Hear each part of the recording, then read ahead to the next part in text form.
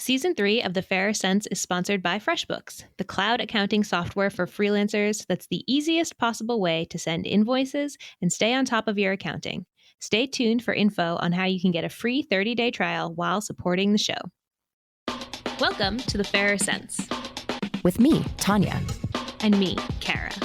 Women, money, and the fight to break even. Because we give a shit. And you should too.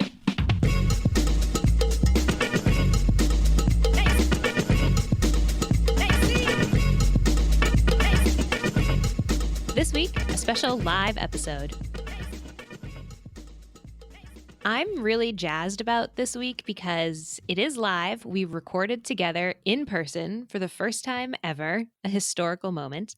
And we got to have some people come up and actually speak into the microphone rather than just doing the interviews online. So it was a blast. It was super cool. This episode rocks. Yeah, something a little different for us to record in person in a real event space, but we're bringing to you today an episode we recorded at the first Sense Positive Women and Financial Independence Retreat that we both attended back in November in Denver. The conversation was really wide-ranging, from like beginnings of the podcast to things that we wish were different in the discussion about women and money, but it was so much fun, and we're so excited to share it with you today.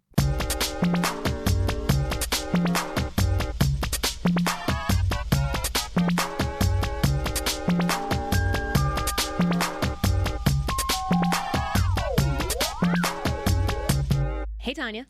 Hey, Kara. The classic intro.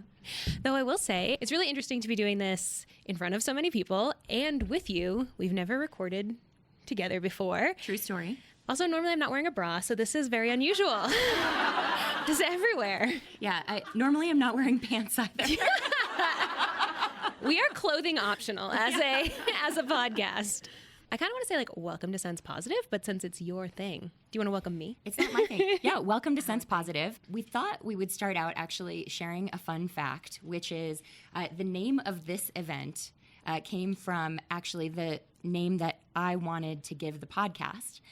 And Kara rightfully was like, that's clever, but like, I don't think people are going to get it. And so I didn't get it. So I was like, are other people going to get it? Once Tanya explained, I was like, that's dope. But I liked Fairer Sense. I gravitated towards the Fairer Sense earlier on. So, but it has all come full circle. We found a use for it. Yeah, and I think it was good because Kara pushing back and saying, like, I think we can do a little better than that. I do think Fairer Sense ultimately is better and suggests some equality and justice focus that we definitely carry through. It's also just an easier to understand pun. I do love sex puns, so throw them at me. But the problem was I had bought like all the domains.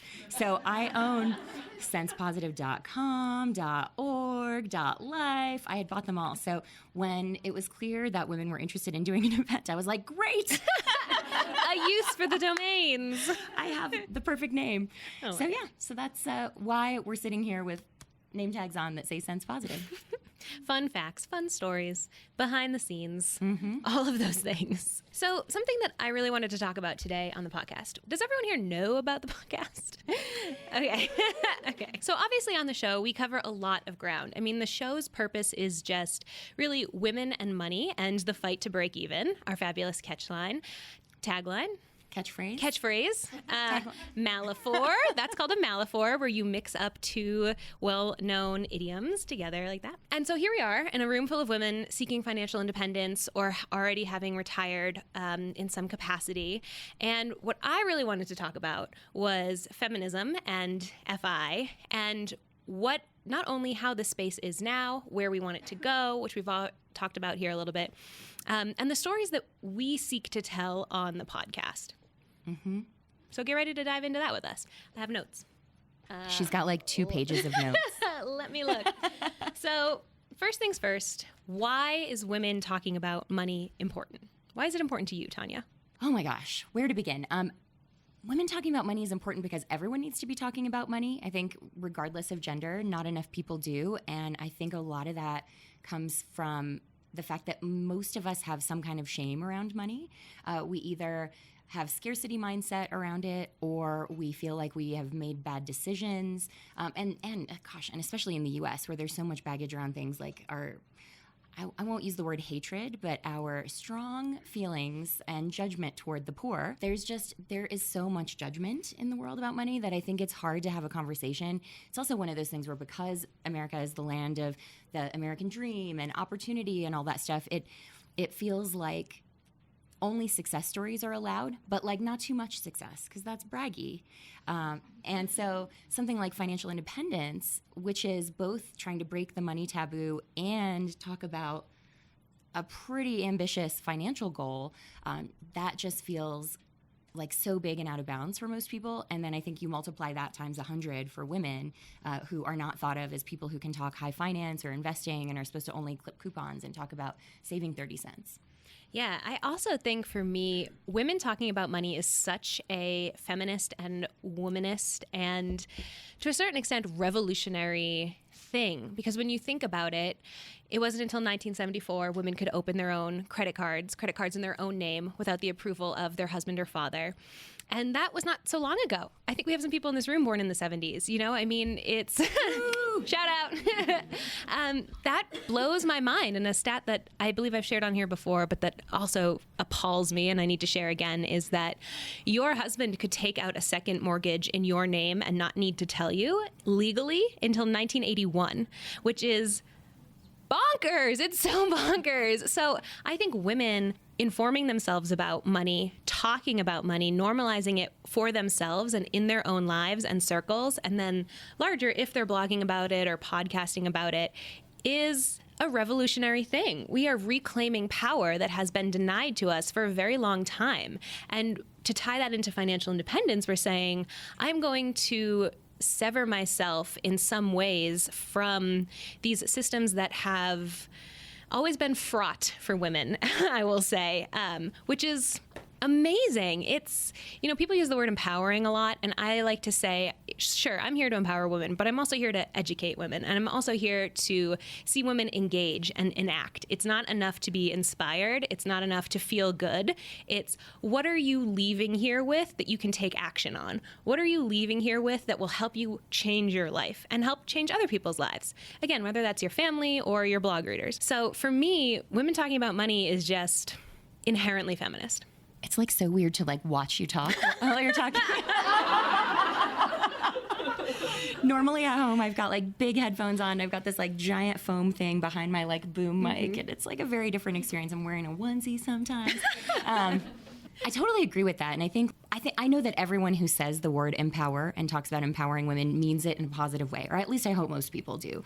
But there's something about that we were talking earlier about words matter, that suggests someone granting power, that someone else has that power and they're deigning to give us a little piece of it. And that's something that's always kind of felt weird to me. I think the thing for us to do is not to sit here and wait for someone to say, you may have some power.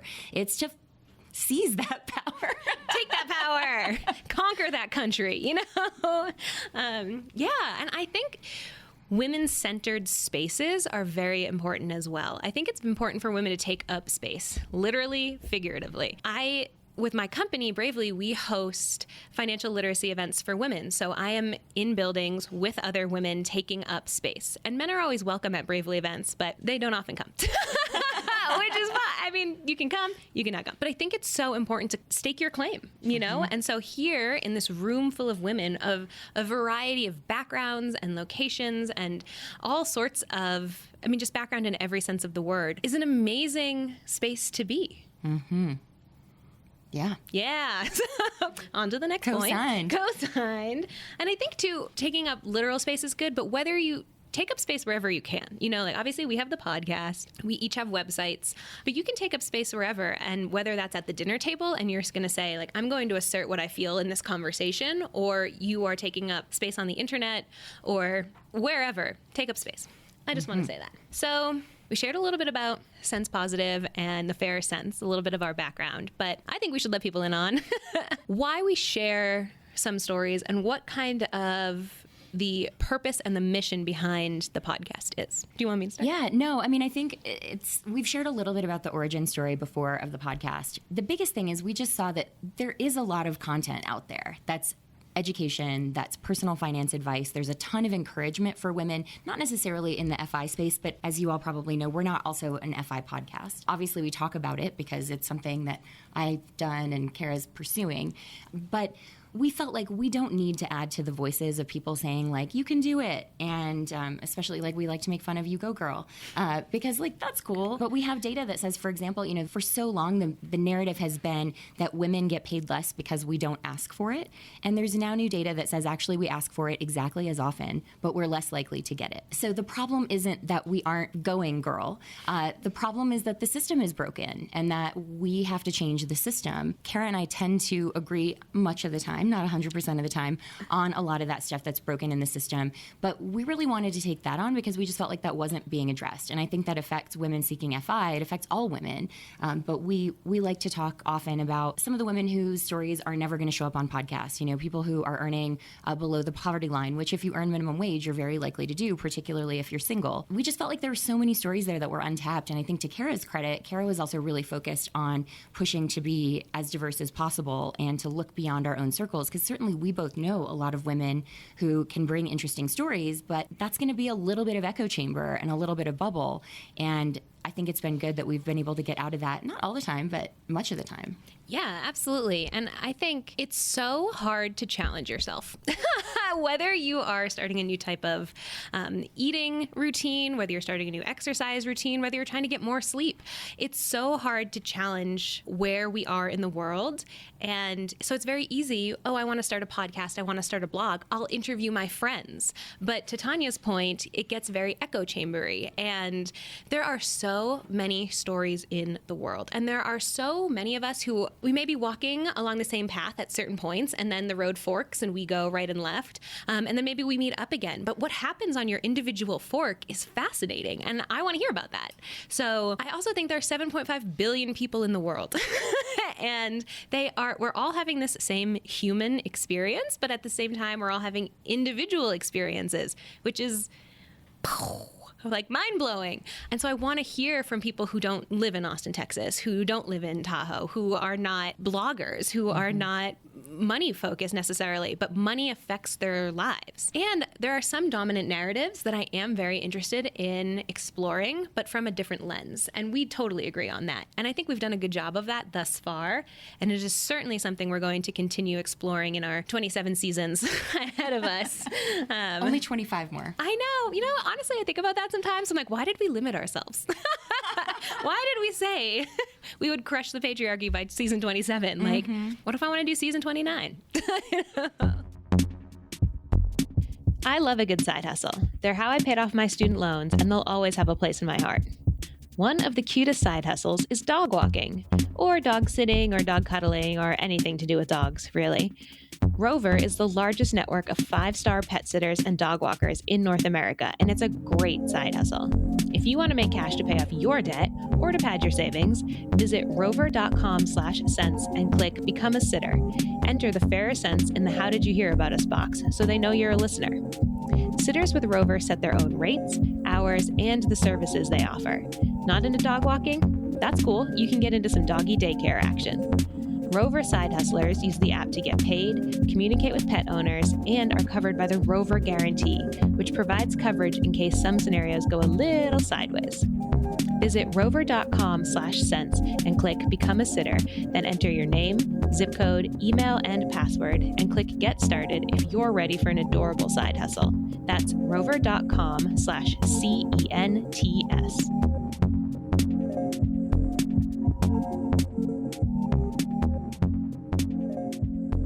Let me ask you this, Tanya. Do you think that this podcast is for everyone?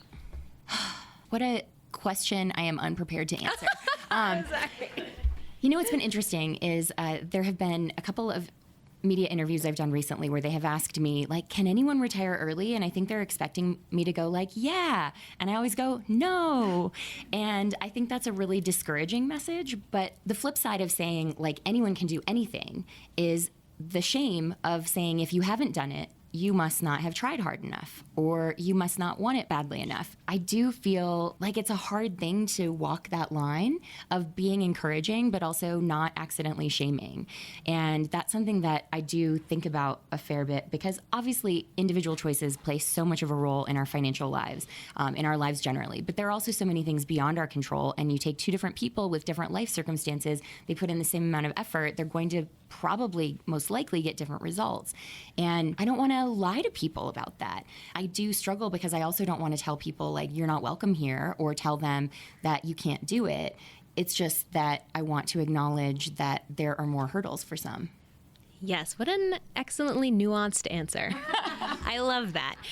My personal view on the podcast is, yes, I want everyone to consume this podcast.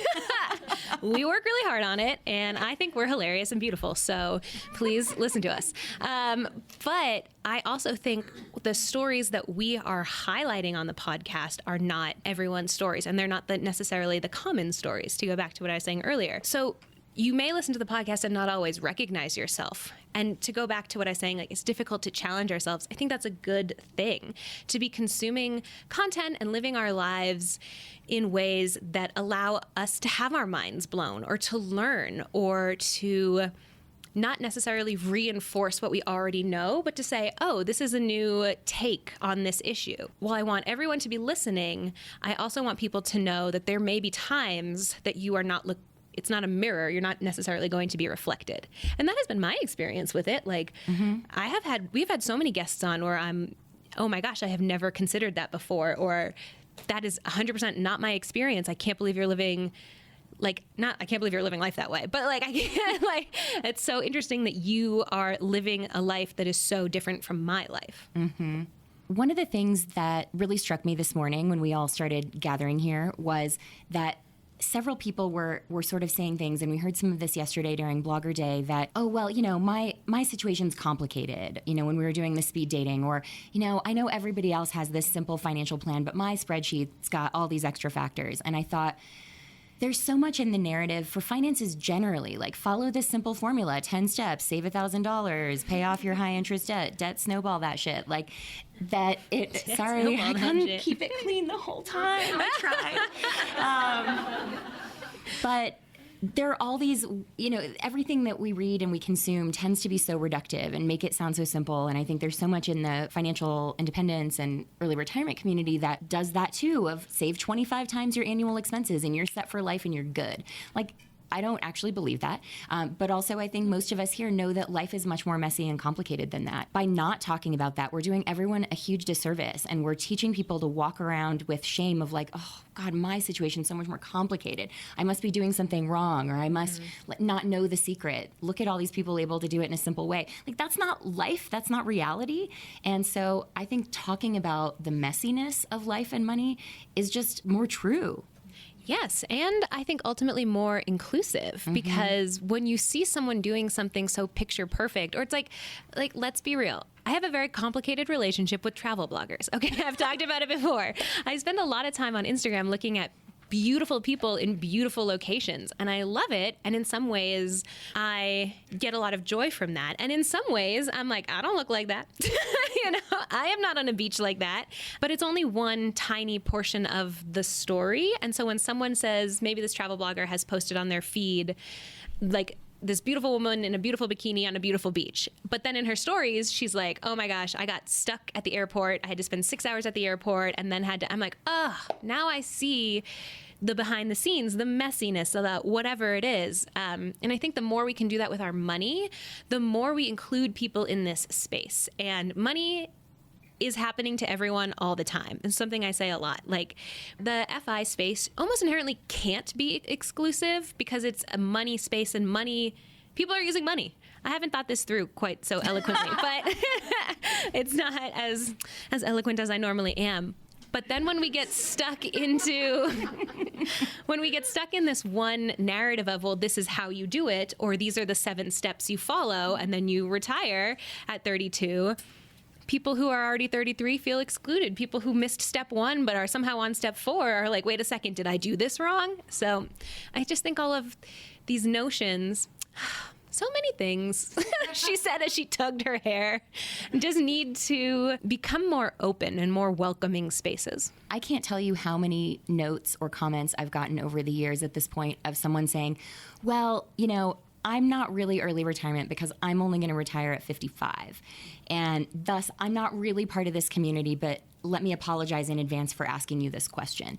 And those notes kill me because 55 is still early. Like any day, I say this sometimes because I feel so strongly about it. The average retirement age is 62 or 63 for men or women. And most people, 2/3 of people retire before they intend to, before they feel financially prepared for it. For women, it's often to go provide care to someone else, which there's frequently advice that's like, women, you need to work longer. Why are you being so lazy and retiring early? It's like, one, because your husband's helpless and needs you at home. Baby boomers, not Gen X and millennials, and not all men, hashtag. And two, it's because you might have other responsibilities that your husband or partner, if you have one, which a lot of women over 50 are also solo, so don't necessarily have that benefit, but like you have sick parents, you have sick child, like a lot of women get forced out of the workforce for factors beyond their control that are usually to do with caregiving. But, oh my God, I totally lost my train of thought. No, okay, got it back. Woo! It's so weird to like look out at all of you. It's like amazing, but also distracting. That any day you can steal back from 62 or 63 is a win and puts you ahead of what so many people are ever going to experience. Like just knowing that you can retire securely, even if you don't do that till age 70, that already puts you ahead of 85% of the country. Like just that. And then if you can shave days, weeks, months, years off of that, every one of those is gravy. And that's amazing. Like, I just think, especially women, like, don't apologize for being late to the party. But part of that is the narrative we've created, that we shine a light on those stories of people retiring in their 30s, which I fully acknowledge. I have helped perpetuate that with my own story. But it's something that I don't ever want anyone to feel excluded because of that. I want them to feel inspired, but also welcome. And well, it makes me think about how, like, the concept of FI, I believe, is so feminist in its purest form. And then sometimes the practice, or what we're hearing and seeing, feels exclusionary or feels at times distinctly not feminist. And while it's a space where we are all occupying it in whatever way we are, and there are more women out there doing that, there are also flaws within this space. And I think, to your point, you said something, actually. I wrote it down in this handy notebook. It's recycled, by the way. Yes. Oh my God, I love it. It is not sexist to acknowledge the patriarchy, which I literally wrote down because I thought was brilliant. You're right. It's not sexist to point out when something is sexist to you, right? It's not sexist or... I'm getting worked up. I'm going to pull myself back. Pull myself back a little here. But there's nothing wrong with saying, hey, this system only works for certain people, or this system only works in certain ways. How can we change that? There's absolutely nothing wrong with that. And earlier today, I was in a fight on Twitter, and it sort of ended like, okay, where this person had tweeted, everyone should be biking all the time. And so I pointed out several ways that was flawed logic, and they were offended that I pointed out their logic was flawed.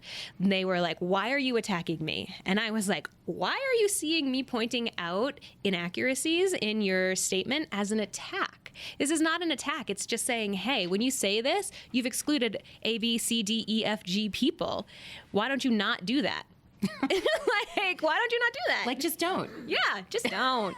Just don't. And I think that is something that I want to get more comfortable with myself. And I want all people, not just women, to get more comfortable with, because I think it helps drive change. And I actually think it helps drive really, really good, if somewhat difficult, conversation. Mm-hmm. Yeah. Okay, done. I'm just going to go home. Solved the world. So... Running a business of one means you wear many hats: marketer, content creator, CEO, office custodian. There are many things that demand your attention, and you need all the assistance you can get. That's why cloud accounting software FreshBooks is so cool. They take the work out of getting paid so you can focus on doing the work you need to keep your business running. With FreshBooks, you can create a customized invoice, track all your income, and link a business credit card to automatically track business spending. FreshBooks makes it super simple to do your accounting. The website is clean and easy to understand, and it makes accounting one less thing that you need to worry about as a business owner.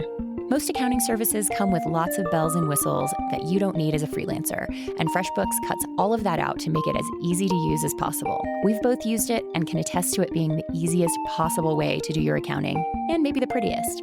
Plus, FreshBooks has recently gotten into the events game, which you know I love, with their hashtag #IMakeALiving events around the US. They talk to freelancers and small business owners about how they make a living, which is something that we both think is pretty cool. Head to freshbooks.com/TFC to claim your 30-day free trial and enter the Fairer Cents in the How Did You Hear About Us section. It's a win-win. You get something free while supporting the Fairer Cents. Join the 24 million people who've used FreshBooks already. That's freshbooks.com/TFC.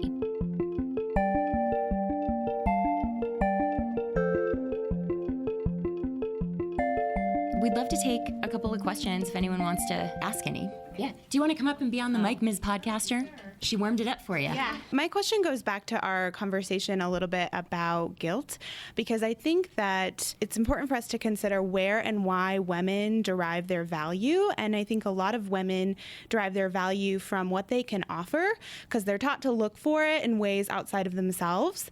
And I think that we don't tend to look at ourselves, and that's definitely true for myself, and that's where a lot of the guilt originates. So I was hoping just for your comments on that. Oh, man. Gosh, there's so much wrapped up in that. I mean, like the idea that we derive our worth from what we do outside of ourselves. You know, it only literally this morning, this is slightly off topic, sorry, but it ties in for me. This morning, while hearing you guys chat about some different things, I had the realization for the first time, because this goes back to earlier this year, all my dreams came true when I had a phone date with Vicki Robin. And that was like soul ascending from my body. And we had the best chat, because I think that we're really in common purpose in wanting to make FI available for all, and to try to make this something that, you know, especially we have this opportunity as the conversation is happening about artificial intelligence stealing jobs and do we need a universal basic income. Like, this is sort of a different take on that. It's sort of like a self-funded UBI. But she said something to me that I thought was so powerful that kind of came roaring back to me this morning, which is that ambition doesn't end when you leave work or when you leave a traditional job. And I know that she has worked not necessarily in the personal finance space, but on things like food security and local food and a bunch of different environmental issues in her community since she was able to stop working. 100% invested in treasury bonds, by the way. Don't do that. That's old advice. That worked in the early 90s, not anymore. But that was something that came back and hit me when folks were talking also in the afternoon session about kind of ambition and what we do with that. And I was thinking, you know, like the gift for me of this is I still spend a ton of time at the computer. I still spend a lot of time doing things that look like work, but it's all my projects. And for years I was a consultant and I produced a ton of work, but it never had my name on it. Like press releases sometimes did, but most of the stuff I did, my name never showed up. I would not appear in a Google search because of what I did. And now I have the opportunity to put my name on stuff. And for me, that feels amazing. And that is not why I set out to retire early, but it's this like interesting side effect that I just kind of connected the dots on today. And that has nothing to do, I think, with your question, but it's what it brought up for me, because the guilt idea, I do still feel that. Like earlier when our lawyer friend was talking about the impact you can have by working for a large law firm and being able to kind of go after the bad guys, like that's really fulfilling, but at the same time, like your name's not on that. And I think that there is value to showing like, we're gonna put our names on things, we're gonna put our stamp on things, we're gonna claim the power instead of waiting for someone to empower us. And it's taken me having to get past a lot of guilt to be able to say all of that. So sorry for my total dodge.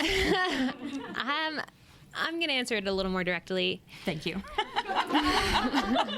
Because that's who I am. So I think two things, and this time I will actually hit two things. One, I think we live in a world that devalues women. So it's very hard to see value in a lot of the work that women do because lots of people don't. And we are consistently given messages that things we think, things we like, things we do are stupid, or that's cute, or like not important, or a variety of those things.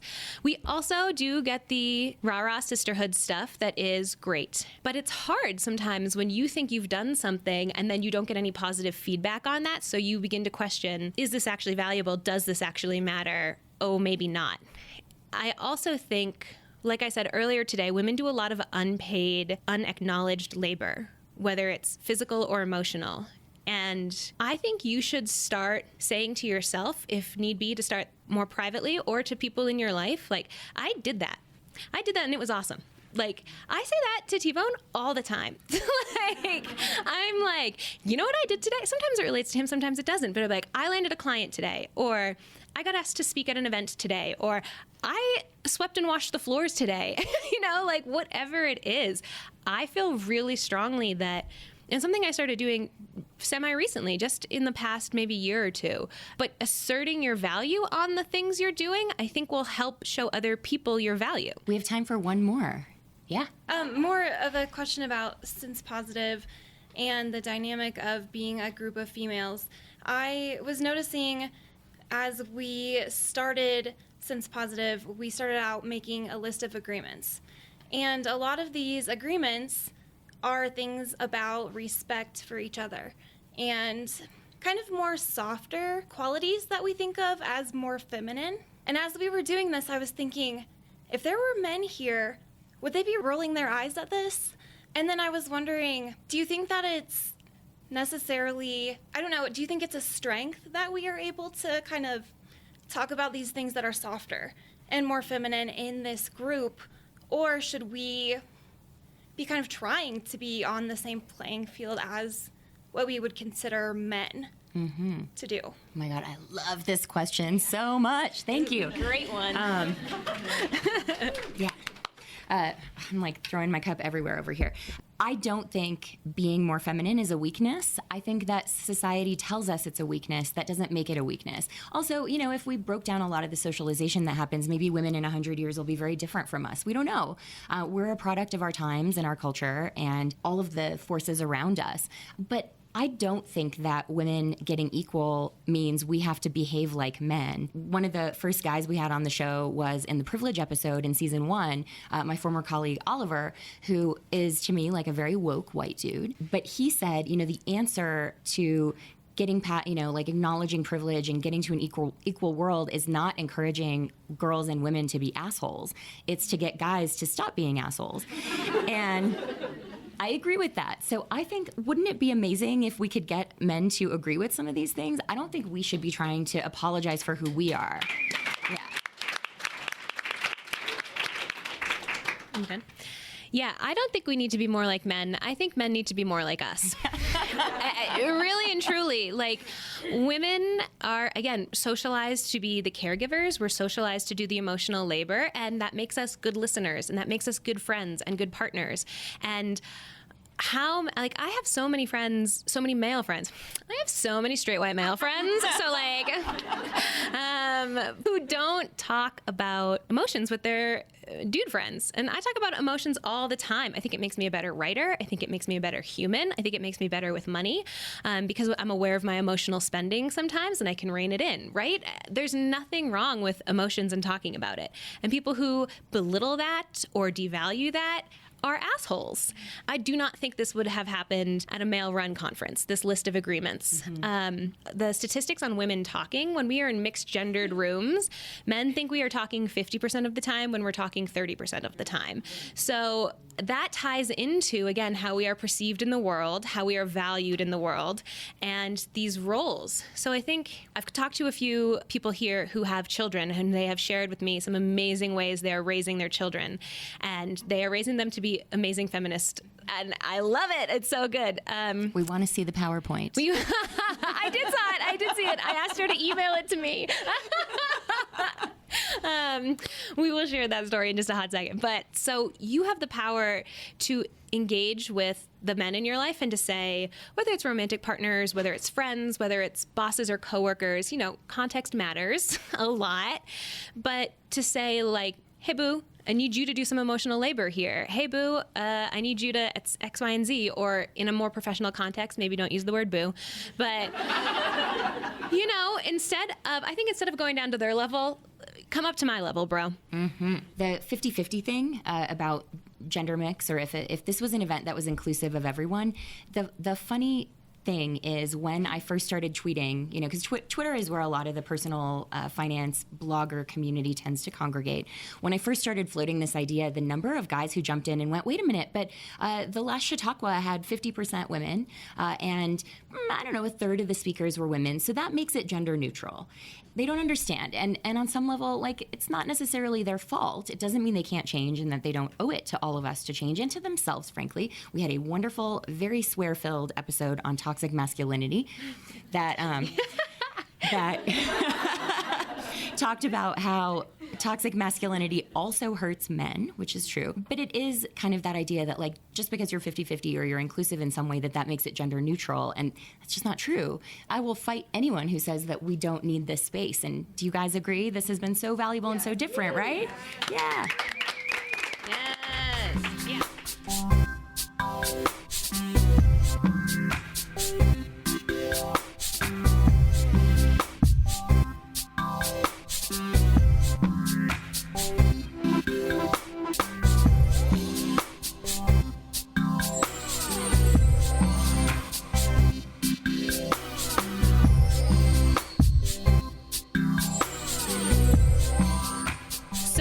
An attendee here today told Tanya, and then your name, Britt.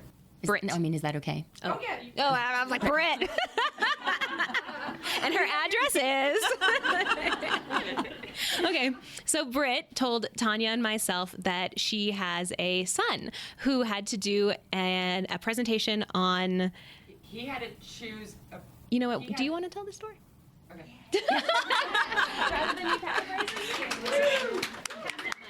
So he's in 6th grade. He's 12, and so he had to pick a subject that he thought was a critical factor facing the world. In 20 years, what's an issue? And he chose women inequality. And when I actually was asking him, hey, you need to send me this presentation, the one that, women get paid less. And he's like, you mean women inequality? I was like, yeah, that'd be the one. So he was working on this presentation, working on it at home, and it happened to be the time that I listened to the Fair Sense podcast on what women make. And it's like, oh, I just listened to this podcast, and insert eye roll, because I make him listen to tons of financial podcasts.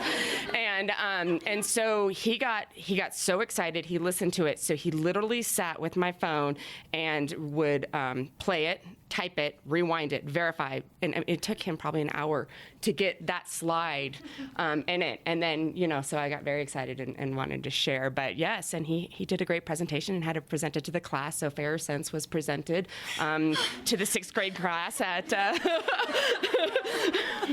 and I was very proud of him. See, there's hope for the future. The youth will lead the way. I honestly... the best story of all time, basically. So I think that there's a lot of change happening all the time, which is wonderful. And I think we are all agents of change. You are an agent of change in your son's life, and he is an agent of change in that 6th grade classroom.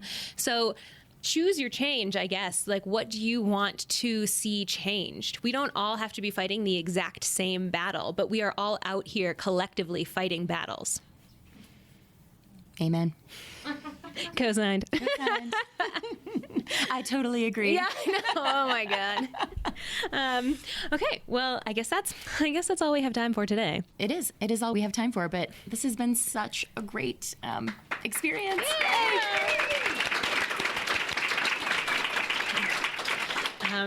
If you have other thoughts, comments, and questions, you can always email us at fairsense@gmail.com. The website is thefairsense.com.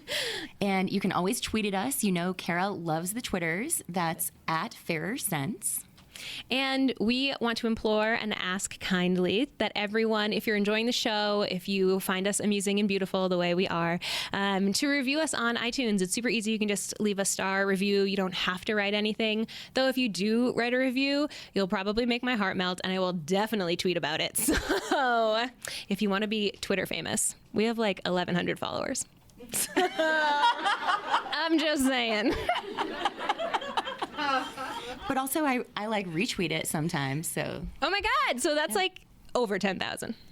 No. Once the bots got purged, it was wonderful. It like went down a bit. Oh man. But combined with our, like the fair. Oh, yeah. So yeah, 10K. Yeah, I can do math. Listen, earlier today I had a math flub as well. I was like, oh God, how do you add 10 and 10? So it's fine. That sounds really hard. It was so hard, but trying to get to 100. Anyway, it doesn't matter.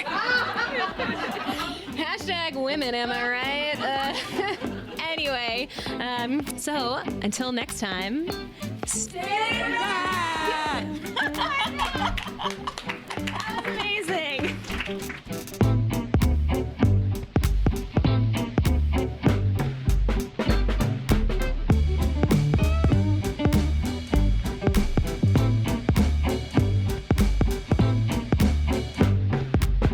The Fairer Scents are Kara Perez and me, Tanya Hester. Edited by me. Our theme song is by The Insider. All other music appears courtesy of the generous and mysterious Breakmaster Cylinder.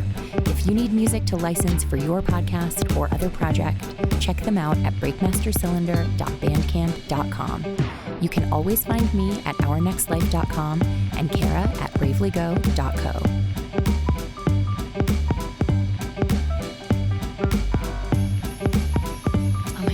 Thought and then I totally lost it. This is what editing is for, friends. It happens to the best of us.